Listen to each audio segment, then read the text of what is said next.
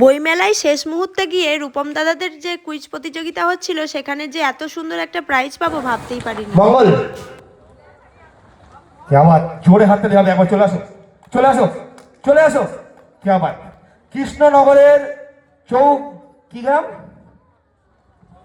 হ্যাঁ, চৌগাছা। কৃষ্ণনগরের চৌগাছা গ্রামে প্রথম নীল বিদ্রোহ হয় এবং এটি পেয়েছে ও একটা পুরস্কার পেয়েছে। এটারই প্রশ্ন, কত সালে ঢুকে একটু ডান দিক দিয়েছে ওপরে আসে। একটি রূপোর পলা আছে হাতের, অনেক কষ্ট করে এনেছি। হ্যাঁ দেখি, থ্যাংক ইউ। থ্যাংক ইউ বলার জন্য, এত কাছে না গিয়ে পড়ে গেলে দেবো, নিয়ে যাবেন কেমন? হ্যাঁ,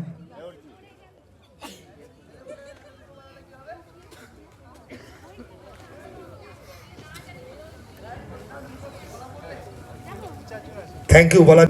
চলো যাবো অন্নপূর্ণা পর্বত। কি পেলে গো লাস্ট মুহূর্তে এসে, কি পেলে? অর্থাৎ বই মেলা শেষে আমাদের কিছু কর্মসূচি এটা দরকার ছিল। এক্সাইটেড খুব। থ্যাংক ইউ রূপমদা। মনে রাখবেন আগামীকাল রান্না প্রতিযোগিতা আছে।